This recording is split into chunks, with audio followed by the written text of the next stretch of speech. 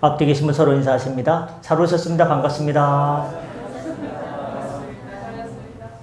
주님의 이름으로 여러분 모두를 환영하고 축복합니다. 한 주간 어떻게 지내셨습니까? 축구를 이겼으면 참 좋았을 텐데 이렇게 어이없이 졌다고 많은 분들이 생각하기 때문에 너무나 아쉽고 어떤 분은 화를 많이 했더라고요. 하여튼간 좀 남아있으니까 좀 이렇게 봐도 될 것 같습니다. 오늘은 하나님 말씀 신약성경 마태복음 5장 13절부터 16절까지 말씀을 중심으로 너희는 이미 세상의 소금이다. 한번 따라 하십니다. 너희는 이미 세상의 소금이다. 예수님께서 말씀하셨습니다. 우리는 세상의 소금이라는 것입니다. 앞으로 살아가면서 성경을 많이 읽고 착한 일을 많이 해서 소금이 되어라, 빛이 되어라 라는 말씀이 아니고 영어로 말하면 already, 이미 세상의 소금이다. 이미 세상의 빛이다. 이것은 우리의 정체성에 대해서 말씀해 주는 것입니다. 이 소금이 맛을 잃어버리면 무엇으로 짜게 하느냐라고 말합니다. 소금이 맛을 잃으면 그저 저 장자호수공원 지나가는 길바닥에 버려질 뿐이다 이 말입니다. 소금은 어떤 영향력을 말하냐? 스며드는 영향력입니다. 간이 없는 국에 소금이 들어가면요 짭조름해지면서 간이 딱 맞춰지는 스며드는 영향력. 또한 우리가 세상의 빛이다 라고 말씀합니다. 산 위에 있는 동네가 숨겨지지 않고 잘 보인다고 했습니다. 우리 구리시를 보면요 제일 언덕에 보이는 그 동네가 어디냐? 교문사거리에서 한양대병원에서 뒤편에 언덕이 있습니다. 거기 교문제일감리교회가 산 위에 있기 때문에 구리 어디서든지 웬만하면 잘 보입니다. 남산에 예를 들어 가지고 마을이 있으면요 강변북로를 따라가다 보면 눈에 잘 보일 겁니다. 용산에도 높은 산에 언덕에 집들이 빼곡하게 있죠. 마을이요 산 위에 있으면 잘 보일 수밖에 없습니다. 그러나 이렇게 성덕교회나 수택동에 있는 낮은 지대에 있는 집들은요 지나가다 보면 잘 보이지 않습니다. 이와 마찬가지로 사람들은 등불을 켜서 등잔 받침대 위에다 딱 올려놔서 등불이 잘 비치게 하는데 오늘 성경 말씀에 등불을 켜서 말 아래 두지 아니한다라고 했습니다. 여기서 나오는 말은요 타고 다니는 호스, 말이 아니라 나무로 만든 상자를 말합니다. 옛날에 쌀 뒤주에서 쌀을 꺼낼 때는요 대박이라고 하는 곳에서 쌀을 퍼가지고 밥을 지었지 않습니까?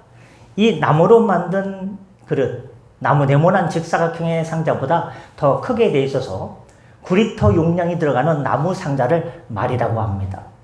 쉽게 얘기하면 큰 나무 그릇 밑에다가 등불을 두지 않는다고 했습니다. 등불이 여기 있는데요 네모난 큰 나무로다가 덮게 되면요 어떻게 됩니까? 꼭 막히기 때문에 등불이 밖으로 비쳐나가지 못합니다. 그래서 등불은 보이도록 등잔 받침대 위에다 두어서 멀리 캄캄한 방을 비추기도 하고 거실을 비추도록 한다 이 말입니다. 소금이 스며드는 영향력을 말했다면 빛은 어두운 세상을 밝혀주는 드러나는 영향력을 이야기해주고 있습니다. 본문에서는 결론적으로 사람들 앞에서 우리의 빛이 비치게 해서 우리의 착한 행실을 보고 사람들이 보고 하늘에 계신 하나님께 영광을 돌리게 하라고 말씀하고 있습니다. 쉽게 말하면 저 학생을 보니까 저 직장인을 보니까 저 이웃을 보니까 저 사람이 믿는 하나님, 살아계신 하나님이구나. 하나님이라는 신이 정말로 있구나. 사람들이 믿지 않는 사람들의 입을 통해서 그것이 나타나도록 그래서 결국 하나님의 이름을 높이는 결과를 향해서 달려가라는 말씀입니다. 먼저 소금이 맛을 잃는다는 것은 무슨 뜻입니까? 원어에 보면 맛을 잃어버린다는 뜻의 원어는 놀랍게도 미련하게 된다, 바보가 된다라는 뜻이 있습니다. 성도는 이미 세상의 소금인데 나는 소금이고 옆자리에 계신 성도님도 소금인데 내가 소금인 줄 모르고 설탕 흉내를 내거나 모래 흉내를 낼 때 미련한 바보가 된다는 것입니다. 이것은, 이 말의 뜻은 세상과 똑같이 욕심부리고 세상 사람들과 똑같이 살아가면 그 성도는 크리스찬이 아니라 미련한 바보로 살아가게 된다는 말씀입니다. 또한 우리는 세상의 빛이라고 했는데 왜 세상에 빛이 잘 안 비춰지는 것일까요? 저 국회에 가면 국회의원들 3분의 2가 교회 다닌다고 하는데 왜 예수님의 빛이 저 국회 안에 대한민국을 이렇게 국회의원으로 업무를 할 때 예수님의 빛이 잘 드러나지 않는 것일까요? 그것은 말 아래에 두었기 때문입니다. 등불을. 여기서 말은 무엇을 상징하냐? 생계, 먹고 사는 문제를 말하고 있습니다. 세상의 염려와 근심을 말하고 있습니다. 예수님 믿는 사람으로 빛을 쫙 비춰야 되는데 세상의 염려, 근심이 너무나 집채만한 파도처럼 나를 집어삼키고 나의 삶을 집어삼키기 때문에 그것에 눌려서 질식해서 예수님의 주신 그 빛을 드러내고 살지 못한다는 말이 되겠습니다. 그래서 결론은 또한 착한 행실을 통해서 하나님의 이름의 영광을 높이라고 했습니다. 여기서 착하다는 용어는 헬라어로 칼로스라는 단어입니다. 여러분 자동차 좋아하시는 분들 중에 옛날에 이렇게 요만한 차 칼로스라고 있었어요.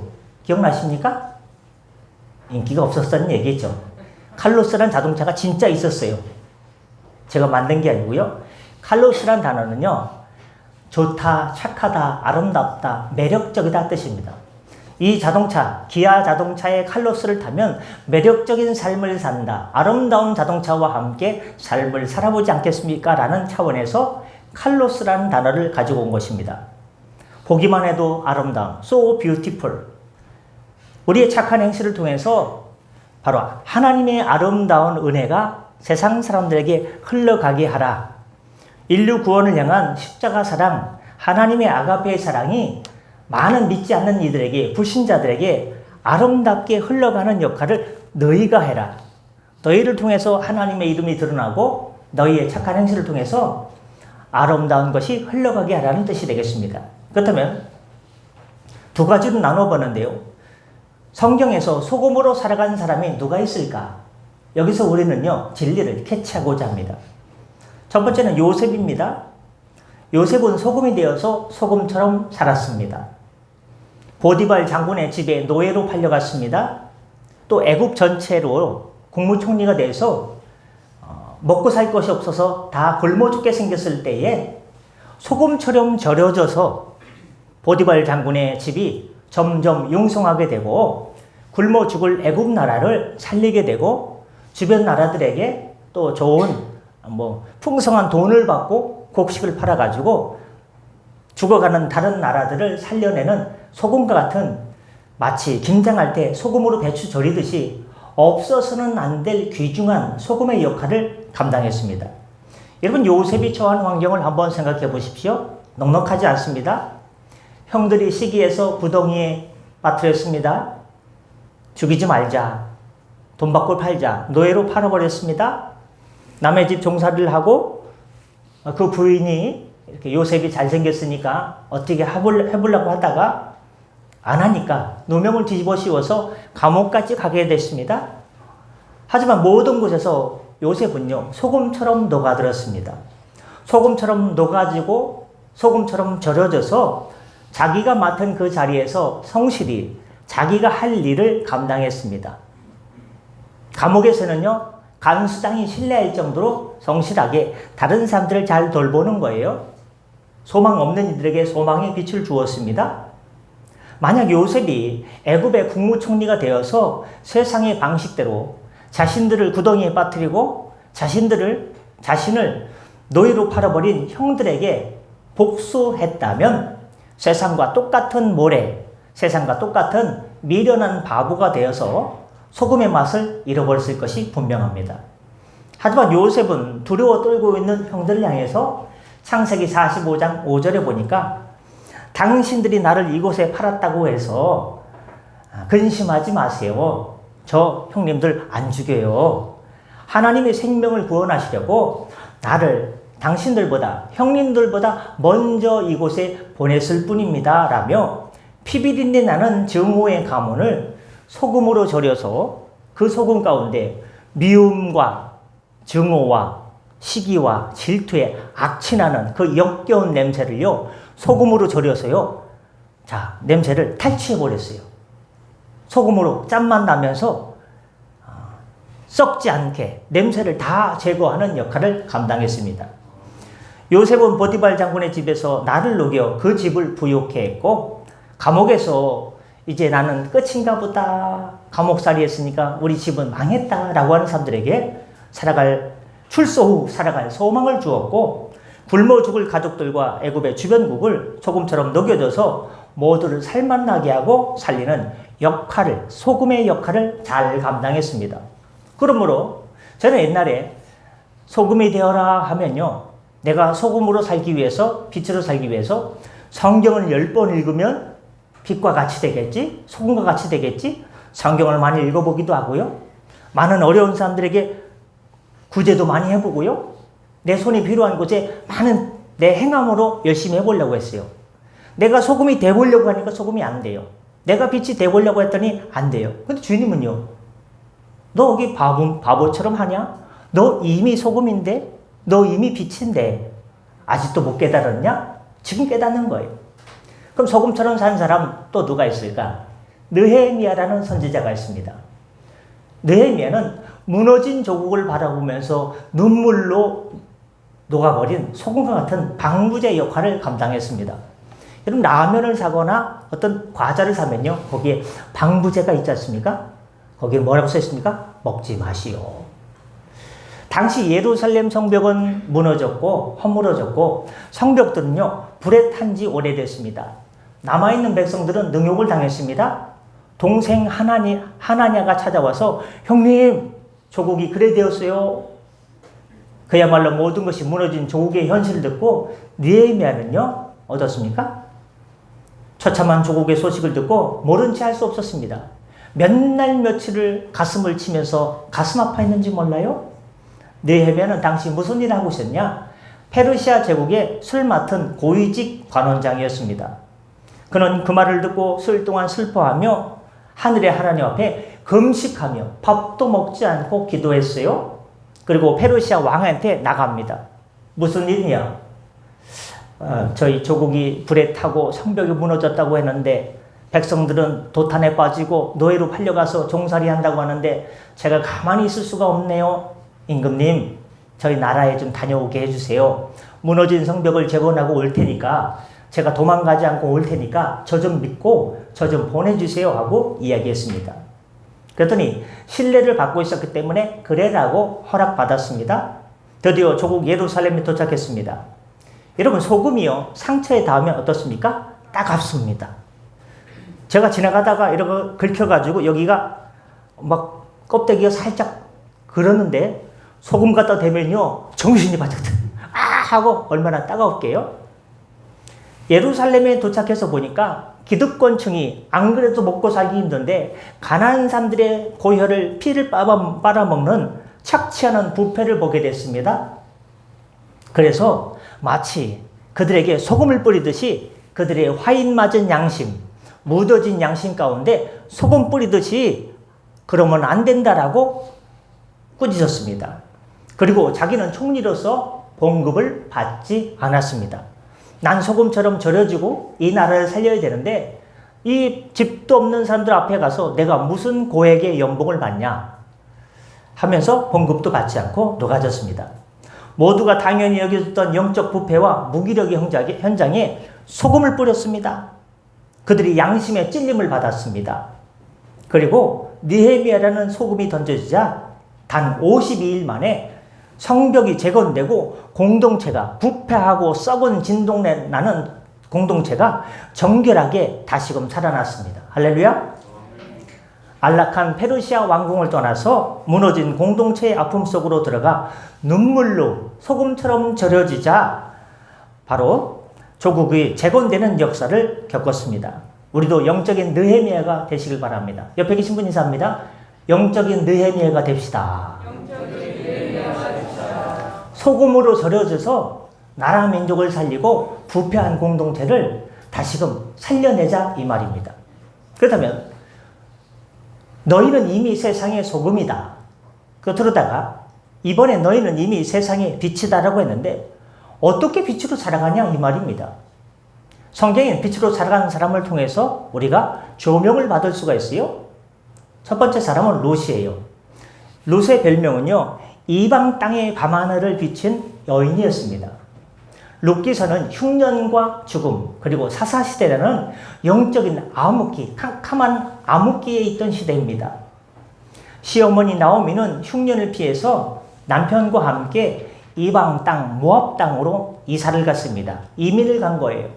근데 그곳에서 남편도 죽고, 큰아들도 죽고, 둘째 아들도 죽고, 재산도 제대로 간수하지 못하고 빈털터리가 돼서 고향 예루살렘으로 돌아오게 되었습니다.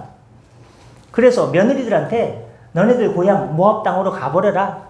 남편도 다 죽었는데 나와 같이 있을 필요가 없다라고 얘기했습니다. 근데 한 며느리는 돌아갔지만 룻은요, 아이고 어머니, 자녀들, 아들 둘도 있고 남편도 잃었는데 어머니 뭐 먹고 삽니까? 제가 어머니 옆에 가서 어머니 도와줘야죠. 제가 돈 벌어가지고 어머니 먹여 살려야죠. 어머니가 믿는 하나님이 제 하나님이 됩니다. 제가 믿는 하나님입니다. 어머니와 같이 살고 어머니와 같이 죽을게요 하고 어머니를 따라서 예루살렘으로 돌아오게 됩니다. 어머니는 얼마나 괴로웠던지 내 이름을 나오미라 부르지 않고 지금부터는 마라라고 부르라고 했습니다. 마라는 뭐냐? 괴로움이란 뜻입니다. 절망의 어둠 속에 갇혀 있었습니다. 이방 여인 며느리 룻은 어떠한 보상도 해줄 수 없는 시어머니를 따라서 터벅터벅 예루살렘으로 돌아왔습니다. 먹고 살 곳이 있어야죠. 내 땅이 있어야죠. 내 집이 있어야죠. 그저 남의 밭에서 온종일 추수하고 남은 이삭을 주워서 그걸로다가 빵 만들고 떡 만들고 밥 지어서 먹었습니다. 그리고 그 이삭 줍기로 모은 것으로 밀가루로 반죽을 만들어서 어머니 입에 음식을 넣어드렸습니다. 여러분, 그 착한 행실이 빛처럼 번져서 빛이 어둠 가운데 있으면 보이지 않습니까? 빛처럼 동네 사람들에게 소문이 나는 거예요. 야, 저 며느리 참 대단하다. 홀 어머니를, 그것도 자기 친정 어머니도 아니고 자기 시어머니를 저렇게 이삭을 주어가지고 어머니를 먹여 살리는 저 효부다. 참 며느리다. 그 빛이 소문났습니다. 그러자 이 롯이요, 동네 지역 유지를 만나게 됩니다. 그 지역 유지의 이름은 여러분이 잘 아시는 것처럼 보아스라는 사람입니다. 유력한 사람이라고 성경에 써있죠. 장차 자기의 새 남편이 될 보아스의 귀까지 들어갑니다. 그래서 보아스가 롯을 처음 만났을 때 아이고 저는 아무것도 없어요 할 때 어떻게 말합니까? 보아스가 이렇게 말합니다. 내가 행한 모든 것이 내게 분명히 알려졌느니라. 그의 착한 행실이 어둠 가운데 빛처럼 타락한 시대에, 효도가 없어진 시대에 어머니를 잘 공경한다는 소식이 나한테까지 들려왔다라고 얘기했습니다. 그 아름다움에 감동했어요. 여러분, 아름다움이라는 것이 착한 행실의 칼로스라고 했죠. 부모 공경하는 그 아름다움이 전해지게 돼 있는 거예요. 롯은 내가 이스라엘의 빛이 되어야지, 예루살렘에 가면 예루살렘의 빛이 되어야지 거창한 구호를 외치지 않았습니다. 그저 시어머니를 사랑하고 어머니 밥 굶는 것이 안타까워서 이삭 줍기를 열심히 해서 그걸 빻아서 밀가루 만들어서 빵 만들어서 어머니 입에 넣어드린 것밖에 없습니다. 이게 바로 빛의 역할입니다. 이삭 주며 성실하게 살아갔을 뿐 그 평범하고 아름다운 삶의 태도가 칼로스입니다. 그 평범하고 아름다운 삶의 태도가 보아스의 마음을 움직였고 마침내 룻과 보아스가 만나서 뭐 합니까? 결혼식을 올리게 됩니다. 부부가 됩니다. 결국 그 자손을 갖다가 내려가다 보니까 그 자손 중에 룻과 보아스의 자손 중에 누가 나오느냐? 이스라엘 백성들이 제일 좋아하는 다윗 왕이 나오고요. 다윗의 자손을 통해서 온 인류를 구원하실 예수 그리스도께서 탄생하신 줄 믿습니다. 예수님의 족보 위에 그 이름을 올리게 되는 놀라운 영예를 안게 되었습니다. 가장 어두운 일상에서 묵묵히 행한 매력적인 성실함이 구속사의 빛이 된 것입니다. 끝으로 성경에 누가 빛으로 살아갔을까? 다니엘 이야기하고 마칩니다. 바로 다니엘이라는 선지자입니다. 다니엘은 별명은 말을 치워버리고 등불을 등경 위에 둔 인물입니다. 말은 제가 얘기한 대로 나무로 만든 큰 그릇이라고 말했습니다. 빛이 있는데 덮어버리면 안 보인다고 했지 않습니까? 근데 그걸로요, 발로요, 뻥 걷어찼어요. 타협 없는 정체성을 드러냈습니다. 당시 바벨론이라는 거대한 이방 제국이 있었습니다. 하나님을 모르는 어둠의 한복판에 다니엘이 살았어요. 근데 다니엘을 왕이 너무 예뻐하니까 다른 이방 나라 관료들이요, 다니엘을 시기했어요. 여러분, 자녀 중에 누구를 예뻐하면요, 다른 자녀들이 잘하십니다 할 거예요? 시기할 것 아니에요. 그렇지 않습니까? 아닌 애도 있겠죠.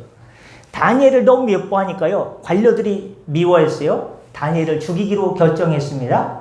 그래서 왕을 회유합니다. 왕의 조서에 어인을 찍게 합니다. 조서의 내용은 다음과 같습니다. 이제부터 왕 외에 다른 신이나 그 무엇에게 절하거나 기도하면 사자굴에 집어넣어 죽이지요. 왕이시여 허락하겠습니까? 그래, 허락한다. 도장을 찍어줬습니다. 이 조서는 다니엘이라는 등불을 비추지 못하게 하는 거대한 나무 그릇, 말과 같은 것이었습니다. 그러면 이 세상의 위협과 염려 앞에서 어떻게 할 수 있습니까? 잠깐만 숨어서 기도하면 되지, 한 달 동안 마음으로만 기도하면 되지라고 할 수도 있습니다. 타협할 수 있습니다. 그러나 반전이 나타납니다. 다니엘은 그 말 아래로 숨지 않았습니다. 그리고 얼음발로 그 말을요, 뽕 걷어찼습니다. 나무 그릇이요, 저쪽에 날아가서 마당에 뚝 떨어진 격입니다. 하던 대로 하루에 3번 예루살렘을 향해서 창문을 열어놓고 기도합니다. 등경 위에, 등잔 받침대 위에 등불을 당당히 올려놓았습니다. 어떻게 됐을까요? 그 주변에 시기하던 사람들의 계략대로 사자굴에 던져졌습니다. 근데 하나님께서 하늘에서 천사를 보내주셔서 사자굴 속에 있는 사자들의 주둥아리를 입을 틀어 막았어요. 그러니까 먹고 싶어도 배가 고픈데 먹지 못하고 살 수밖에 없었어요. 걸어 나오자, 야 이놈들, 이렇게 좋은 사람을, 이렇게 왕한테 충신을 너희들이 시기해가지고 죽이려고 했지. 야 이거 봐라, 이놈들을 사자굴에 넣어라 하니까요, 충신 아닌 사람들을 사자굴에 던지니까 땅바닥에 떨어지기도 전에 사자가 입을 열어가지고 와다둑 먹어버렸습니다. 여러분, 그 환경을 보고 다리오 왕이 온 백성에게 조서를 내립니다. 다니엘이 섬기는 하나님 앞에 떨며 두려워할지니 그는 실로 살아계시는 하나님이요, 다니엘이 믿는 하나님이 살아계시는 하나님이라고 했습니다. 다니엘은 위기 가운데 자신이 이방을 비추는 빛이라고 떠들어대지 않았습니다. 목숨이 걸린 순간에도 세상 염려라는 그릇을 걷어차버렸을 때 이방왕이 다니엘의 착한 행실, 칼로스를 보고 뒤에 계신 하나님이 살아계시는구나, 너가 믿는 하나님이 정말 신이구나 깨닫고 그가 믿는 하나님을 믿어라, 찬양하라, 하나님의 이름을 높이게 되었습니다. 서운하지만 말씀 마치겠습니다. 여러분, 성경에서 너희는 빛이 되거라, 소금이 되라. 지금부터 소금이 되기 위해서 너는 교회 열심히 다녀야 돼? 성경 하루에 30분 읽어야 돼? 헌금 얼마 해야 돼? 절대 그러지 않습니다. 이미 세상의 빛이다, 소금이다. 이미 세상의 소금이 빛이다. 그러기 위해서 너희의 착한 행실을 보고 하나님의 이름에 영광을 돌리는 삶을 살라고 했습니다. 그래 살아가시기를 예수님의 이름으로 축복합니다. 기도하겠습니다. 은혜 주님, 주님께서 우리에게 말씀하셔 주셨습니다.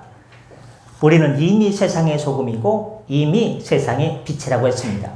우리의 착한 행실을 통해서 우리가 착한 행실은 뭘 하는 게 아니라 내가 맡겨진 삶의 자리, 그것이 학교가 되었든 집이 되었든 일터가 되었든 맡겨진 일을 성실히 행함을 통해서 살아계신 하나님이라는 것을 믿지 않는 이들이 보고 하나님께 영광 돌리는 사실을 깨닫고 그래 살게 하여 주옵소서. 감사하며 축복하며 예수님의 이름으로 기도드립니다. 아멘. 주신 말씀 기억하면서 찬송 502장 부르시면서 준비하신 예물 하나님께 드리겠습니다. 502장 간주 드리겠습니다.